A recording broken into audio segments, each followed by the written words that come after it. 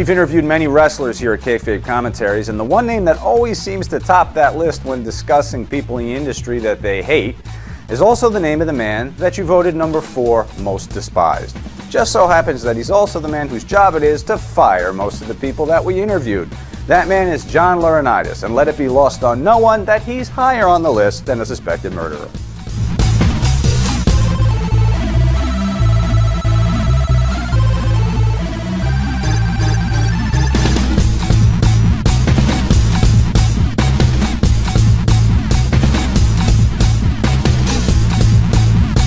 You know what? I don't get that. People don't like him? I disagree with that one completely. No, I don't see that. The people hate John Laurinaitis? I find that hard to believe. Hated? Oh yeah, he's fucking up there, dude, with even amongst dear friends of mine that I'm not going to name names. Starts with an H. He's a butt licker. He's a big liar. He's pathetic.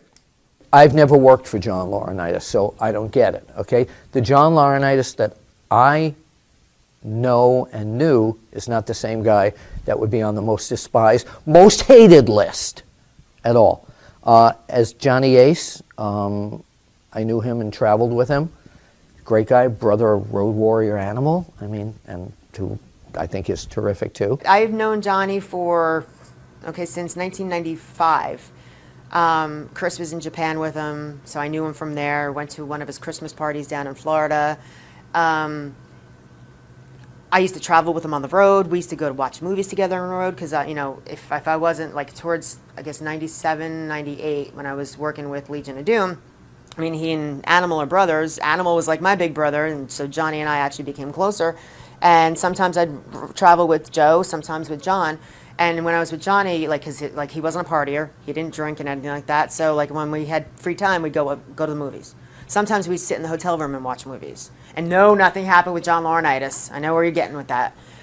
I don't see it. John, and this is another thing, from personal standpoint, I always treat people the way they treat me. I always judge people in the way I'm treated.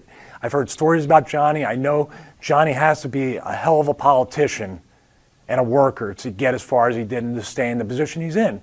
That's part of it. When he came into power, John Laurinaitis, in the WWE, and I was hearing all these horrid things about him, I still was able to talk with him, email him. He always answered me. He was always polite and courteous to me. So, again, I didn't work for him. And I think for anyone to say, if they're a fan, that they despise him because he did this and that, but didn't actually deal and work for him or with him, then it's unfounded. I think that's outside thoughts. John Laurinaitis is a tremendous human being. I know him quite well. Not right at all. If you dusted Vince's ass with fingerprint powder, Laurinaitis' lip prints would be all over it. Because he is one of the biggest jerks in this business, and he has no clue. He's lucky to have that spot. And unfortunately for other people, you got a dick like that in that position. See, the thing with him, he knows how to play the cards. He's business. He's not out there to make friends with people. I mean, you got to think about it. It is a business. It's not a fraternity.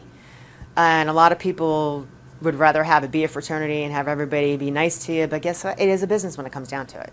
And of course, people in position of power are not going to be well liked because they are in position of power, and you're going to get that phone call one day or a fax. I think his character on TV may have brought that on because he played the boob and the fool and the guy you wanted to hate. Yeah, but I think the voice is very inviting.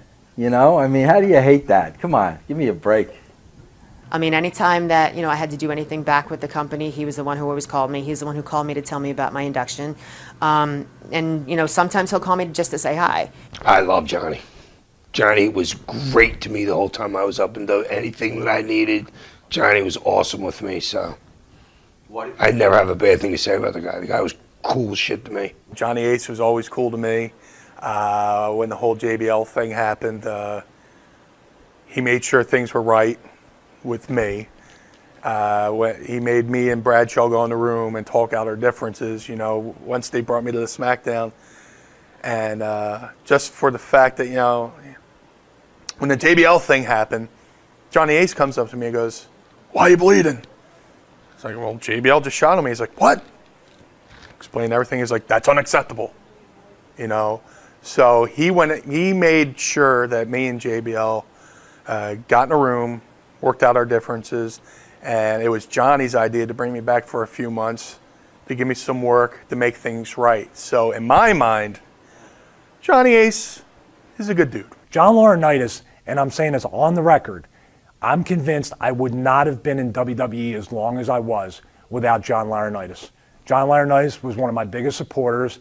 John Laurinaitis, I mean, I didn't get a world title push, I didn't get on every pay-per-view, but Johnny made sure to tell people what an asset I was outside of that, helping out, training Shane McMahon for a couple matches, which not many people know about, doing things to be an asset and be a team player in the WWE.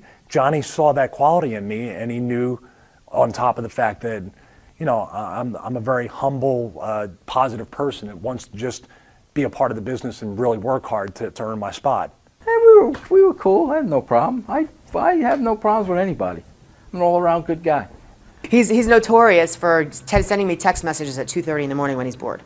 It used to happen all the time. I'd be sitting there, I'd be laying in bed sleeping, and my phone's going off, and it's Ace. I'm like, "What's up, Ace?" He goes, "Oh, I just got off the plane. I'm driving. I'm bored." Figured. And he'd keep me on like text messages for half an hour, or he'd call at 2 o'clock in the morning. He's one of my best friends, so I don't even get that. I know that when you're in a position of that power, that, you know, a lot of stuff falls down on top of you, but there's no reason why John Laurinaitis isn't in that spot anymore. He just didn't want to be and take on all that shit, and because Johnny's a pretty fair guy. Well, look at the position he's in. You're the heat man. Of course they're gonna hate you. Yeah, he's the Grim Reaper. You know, you're going to fire, you're going to get called from him. You know, that's his job. You know, he hires you and he fires you. J.J. Dillon was the bad cop. Terry Taylor was the bad cop. So now Johnny Ace has to be the bad cop. That's like saying JJ when JJ had the spot, or that's that spot. That's just fucking heat. You know, I would love that spot. I'm already hated anyway. It's just like, fuck, give me the axe on top of that. Here's the deal with that. If you speak with J.J. Dillon was in that same position as John Laurinaitis for years. Everybody, I'd say 8 out of 10 people said, JJ's this, JJ's that, because he's the guy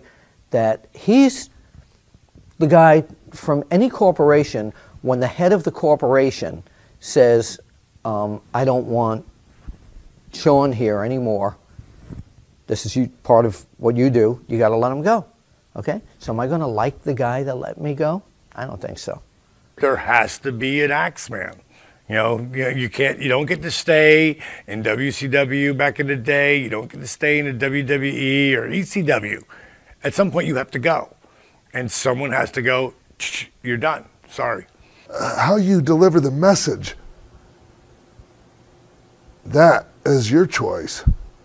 And JR never seemed to have a problem delivering bad messages.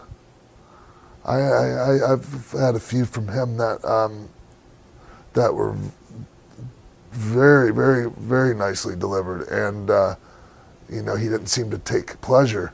When I got a tryout, and this was so funny, it would make me do a dark match. Come on. A few years ago, WWE in Fort Lauderdale. Me and Val Venus got in the ring, and we did like a little 5-minute thing. And they went back and told John, they said, man, if New Jack and that boy go out there and do what New Jack was talking about doing, he said, that's going to mess up the whole show. A few minutes later, I go out there and I look on the board, my name been wiped off. So they flew me down and paid me, got me a rental car, and then took me right off the thing. And Laurinaitis was the one behind it.